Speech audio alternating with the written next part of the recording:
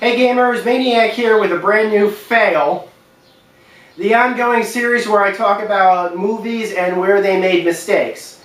Now this fail is a bit of a different one because, well, where can I argue the fail? What I'm going to be describing is a movie that nobody has actually seen because it was never made.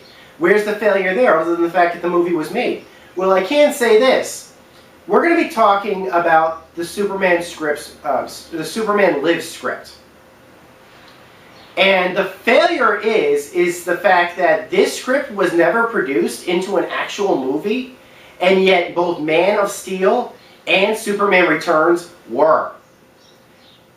If you ask me, this script was probably one of the best Superman stories written in quite a while. Now, granted, that's just my opinion and taste is subjective. I totally respect that. But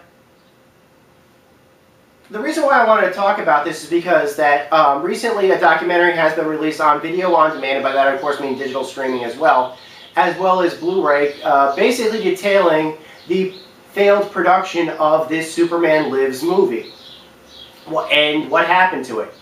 For those of you who don't know what Superman Lives is, I'll give you a quick rundown. My guess is you're probably watching this video because you saw the title and you're going to hear me talk about the movie or what the movie's plot was going to be. But I will get into that in just a minute. Just let me, for the people that are just joining me, welcome by the way, I want to basically describe what this movie was for anybody who either hasn't seen the documentary or isn't familiar with this. Superman Lives was a movie project that Warner Brothers had been working on for several years. A script was written by Kevin Smith sometime around the mid to late 90s. And it was going to involve, it was going to be basically produced into a feature-length film directed by Tim Burton, produced by John Peters, and starring the guy who played Ghost Rider, Nicolas Cage. It had gotten far enough into pre-production and was canceled probably due to creative differences before it actually hit major production. As far as I know, there was no filming done for it, although teasers and posters might have been made during the thing and might have even gotten released into theaters. The movie was never produced. And a lot of people recently thought, well, that was kind of a shame. Why was this movie not produced? And that is the plot line of the documentary that was just released. I haven't seen that documentary, but I did watch Chris Stuckman's review of it. I'm a huge fan of his. But even he had to admit that even though the documentary, he liked the documentary, at no point during the documentary did the plot line of Superman Lives ever get described. Or did they say really what happened in the movie? Now, there are probably a couple of reasons for that. Copyright might be one. I think they could have, at least the writers and stuff certainly could have talked about or described the plot. Maybe he did cut it for time, maybe he cut it because nobody talked about the plot, maybe because the plot was constantly changing. I really don't know, I couldn't tell you. But I know for a fact that, I just assumed that everybody had simply read a copy of Superman Lives.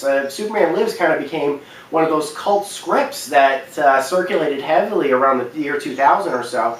I remember reading a copy of the script, at least one copy of the script that was credited to Kevin Smith in the early 2000s, probably around 2002 or so. I just assumed everybody was either familiar with the script or everyone had read it.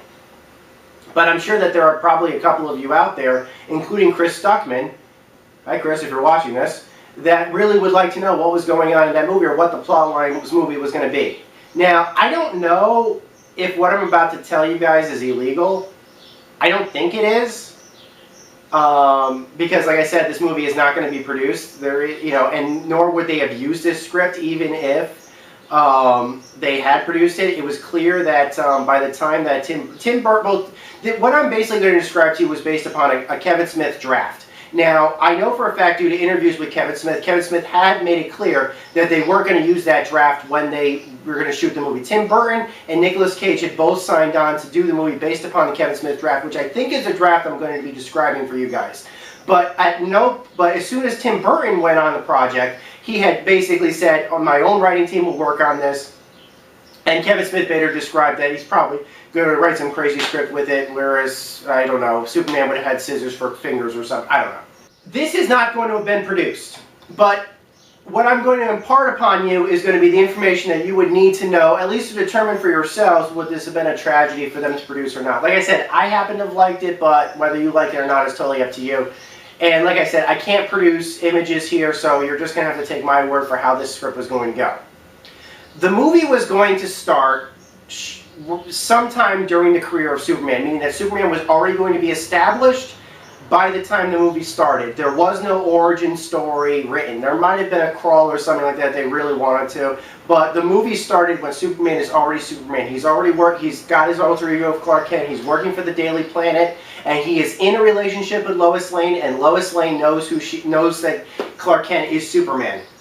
In fact, there's the way it's revealed in the script actually has to do with, there's a scene where Superman flies into Lois Lane's apartment or something like that, and the audience assumes this is going to be some big reveal, like he's finally going to reveal that he is Superman to Lois Lane, and she treats him like, oh, I knew you were Superman. You know, basically she acts as if she knew he was Superman the whole time, basically. She had already known.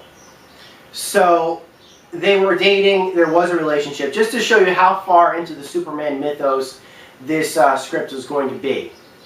There were going to be two major villains of the story. One was going to be Brainiac, who as far as I know has never been used in any Superman film, which is, that alone would have made it interesting. There has never been a Brainiac Superman movie, even though he was important in the comics and in the animated series and stuff like that. The other villain would have been Lex Luthor. Now they would have shared the spotlight basically. It would have been even. Now, the Lex Luthor, as I read in the script, was not a Gene Hackman-esque Lex Luthor. This was an intelligent, well, granted, you could argue that so was Hackman, but I always read it as like, I always thought of the Clancy, when I was reading the script, I was thinking of Clancy Brown's Lex Luthor from Superman the Animated Series. So, if Clancy Brown wanted to shave his head and do it, he probably would have been fine. I'm sure you probably could have read it and assumed a different Lex Luthor or a different actor for Lex Luthor. I don't know if they ever casted a Lex Luthor for this movie, so I really couldn't tell you who they were planning on. But that's neither here nor there. This is a Lex Luthor that is intelligent, driven to killing Superman, wealthy, has his LexCorp, you know, and basically is intended for not for world domination, but basically for limiting Superman for his own philosophical and petty reasons, basically. So, those are the two major villains. Brainiac, his motivation in this movie is that he also was constructed by Jor-El, Superman's father, before he died. Now, I know that probably doesn't spit in the face of any Superman continuity that I know of. I'm pretty certain that Brainiac was established by Jor-El in several continuities, including the animated series. But this Brainiac is motivated for a very specific reason. He's not just overlooking, you know, planets to catalog them and destroy them. He's looking for something very specific. He's looking for some technology that Jor-El had also invented before he had died and before Krypton was destroyed, that he'd assumed probably had survived Krypton's destruction, called the Eradicator. And Brainiac's goal was to basically find Jor-El's technology, which he called the Eradicator. That was basically Brainiac's goal. Now, after doing searching through countless planets and worlds and galaxies and eradicating things, he comes upon Earth. And he finds on Earth that there's this big guy flying around, and he can determine, oh, this is Kal-El. This has got to be Jor-El's son. But from what he knew from the Krypton, these guys couldn't fly around. So he assumed, after finding Earth and finding that Superman was on it, assumed that Superman had the Eradicator. Now the audience isn't clued in on what the Eradicator is or what this technology is. In fact, even Superman mentions during a conversation that he has with Lois Lane that he never even looked at his own rocket ship. He had his rocket ship in storage that brought him to Earth when he was a little baby, but he never even bothered to tinker too closely at it. So it's clear that the audience doesn't know what the Eradicator is, and it's clear that not even Superman knows what the Eradicator is or what Brainiac is looking for. Eventually, Brainiac and Lex Luthor team up, basically for mutual gain. Lex Luthor wants Superman destroyed. Brainiac says he's going to destroy Lex Luthor in exchange for the Eradicator. I don't even think Lex Luthor knows what the Eradicator is, but he figures you can kill Superman, you can pretty much have everything. And they construct a plot. Now, this plot was used in an episode of Superman the Animated Series. I don't know if it was used because of this script or it was written by somebody else. I couldn't tell you who wrote this script in Superman the Animated Series. I haven't looked it up.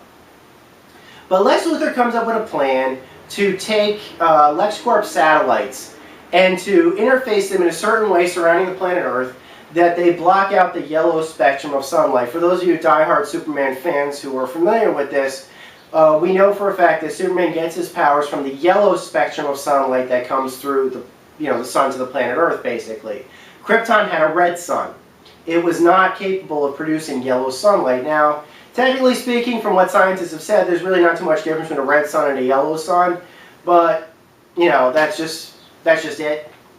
Over the course of several hours, basically, once this plan starts going into motion, it starts at night, basically, so Superman really doesn't know what's going on, but he starts determining the fact that he's getting weaker, almost getting to the point of being mortal. He's never, he doesn't really act as if he's, you know, dying or harmful, but he is acting more and more like a mortal man.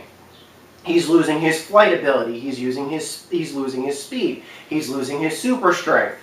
But it's never bringing him down to a point where, like, Krypton would basically just kill him over exposure for several minutes.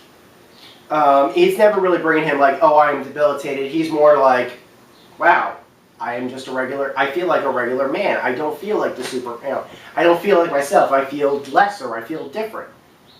This is extremely affecting Lois Lane as well. She's really upset about how this is reacting to him. But she is still, throughout the entire movie, very supportive of him. About midway through the movie, Superman gets killed. Brainiac basically creates, I believe, Doomsday, or something that they call Doomsday. It's basically created by Brainiac. There's really not too much explanation for it. Doomsday basically just appears, kills Superman, and then just disappears. I can't remember if Superman kills Doomsday during the process of Doomsday killing him. I'm pretty certain that what happened in the comics. Lex Luthor starts basically doing a fake facade that, he introduces Brainiac as like this great individual, and Lex Luthor tries to use the death of Superman to paint himself as a good guy, basically establishing that Superman was actually here for good reasons, and yet he died due to some unforeseen, he died before I could know what his true intentions were. He basically tried to paint himself as a good guy. Most people bought it except Lois Lane did not. Lois Lane did not buy it in one bit. And during Superman's funeral, she makes a scene about it. Now, what happens to Superman during this? After the death of Superman, Superman is buried, basically, and like I said, they have a funeral for him. But something weird happens in the Fortress of Solitude. His spacecraft, almost like a transformer, comes back to life. It just like turns into an animate robot, basically. It shifts from a rocket ship to an animate robot. Walks over to some panels that are in a computer in this Fortress of Solitude, and teleports Superman's dead body back to the Fortress of Solitude to basically bring him back to life. Okay, the audience is probably like, what the heck is going on here? But this robot, who we find out is the Eradicator that Brainiac is looking for, basically is said, it basically plays exposition. Basically, when Jor-El had invented that rocket ship, he had already invented the Eradicator beforehand, as kind of like a sister component to Brainiac. Brainiac, the reason why he was seeking the Eradicator was because Brainiac was incomplete, or felt incomplete. It needed the Eradicator to basically obtain his own full power and become indestructible, unstoppable. Because of that, because Brainiac did not have the Eradicator, Brainiac himself, even though he was extremely intelligent and he knew that he had a lifespan. There was, he wasn't much, he could be killed. He was vulnerable, either through death or, basically, Brainiac was vulnerable without the Eradicator, and Brainiac knew it. But the Eradicator did not know this. The Eradicator's sole job on Earth, as programmed by Jor-El, was to keep Superman alive. And if Superman ever died, to basically establish a contingency where to bring Superman back. That's all. That's what the Eradicator's job was. to keep Superman alive and bring him back if he ever died. That was Jor-El's design for the Eradicator. As long as Superman was alive, or basically as long as Superman was still on this planet, he basically couldn't die because the Eradicator would always bring him back. But Superman did not know this. Kind of interesting. Kind of an interesting concept. However, even with the Eradicator bringing Superman back from the dead, literally, using, I believe he used some type of hibernative bath or something like that. So basically something that was in the Fortress of Solitude, some tub or hot tub or something like that. Think when they fixed up Luke Skywalker in the beginning of Empire Strikes Back after the fight with the Wampa, basically. Think something like that. The Eradicator basically spotted what's going on, but he can't restore Superman's powers because of the problem with the Red Sun. So the Eradicator's basic plan is that, okay, I've got to get you off the planet. And Superman is like, why? Why do you want me off the planet? And he's like, because Jor-El's intention was that you would need to be on a planet where you had these types of advantages. If you aren't on a planet like that, you probably won't survive. The inhabitants will not let you live. So, since this planet is no longer meeting those specifications, I'm going to take you to another one that will. But Superman doesn't want to leave. He still has an obligation to protect the planet Earth, as well as its citizens. But he can't really protect the planet Earth while this is going on. While the red sun is, while basically the yellow sun is basically being blocked. So they get this whole runaround, and it involves a couple of, it doesn't take that long, but there is a whole runaround going on. Basically, as Brainiac and Lex Luthor are accelerating their plans to make themselves look great, Brainiac is still looking for the Eradicator. I can't remember exactly what happens towards the last third of the movie, except I know that it involves Superman and the Eradicator basically doing some investigations into what Lex is doing with his satellites and things like that. Superman, again, does not gain his powers back during most of the movie, but the Eradicator has the ability to basically form himself as a suit around Superman, which is probably where that weird fiber optic bodysuit that a lot of people saw test shots of was. That probably would have involved, that probably what the Superman would have looked like when the Eradicator was, when he was using the Eradicator to basically regain his powers. So Superman would have to have worn a mechanical suit during the second half of the movie at least. Over the course of this, the Eradicator and Superman basically plan to sabotage the LexCorp satellites in orbit. And at least the satellite that was involved with what was going on. It ends in a giant final battle between Superman, the Eradicator, and Brainiac. Brainiac reveals to the Eradicator why he needs the Eradicator so much during a standoff between the two of them. And when the Eradicator finds out about Brainiac's intentions with him, the Eradicator decides to basically destroy himself, knowing that Brainiac simply cannot have him. And once he realizes this, he realizes he must destroy himself. So the Eradicator basically sacrifices himself, basically destroying portions of LexCorp's satellite grid. It doesn't destroy the whole grid, so some portions of Earth get yellow sunlight and some portions of it still are red only. But it made for a very epic final battle between Superman and Brainiac, basically, where Superman is fighting Brainiac and can only be charged up in certain spots. So at certain points at certain points where Superman is, he has his powers. In other parts, Brainiac can have the upper hand. So it was actually a pretty even fight. Eventually, of course, Superman triumphs over Brainiac. Lex Luthor scots away, basically once Lex Luthor finds out that Superman had survived, he goes back to his bad ways and basically saying, oh, well, I'm sure somehow you were responsible for what Brainiac was doing. I didn't know what Brainiac was doing. Haha, you can't pin anything on me. And basically the movie ends. Superman is back. He gets back with Lois. Brainiac is, I believe, destroyed or captured. I can't remember. And the day is saved. Superman has returned. The Eradicator has sacrificed his life to save Superman. The end. Good movie! Really good movie! Better than Superman Returns? And really better than Superman Returns. No offense to the actors that were in it. It was just a really bad story. You had Superman Lives in the back burner and you produced that instead? In case you're curious, for you Kevin Smith fans, you're probably wondering, well, were there any Kevin Smith trademarks in there? One of the satellites, the LexCorp satellites, was marked number 37 in the scripts.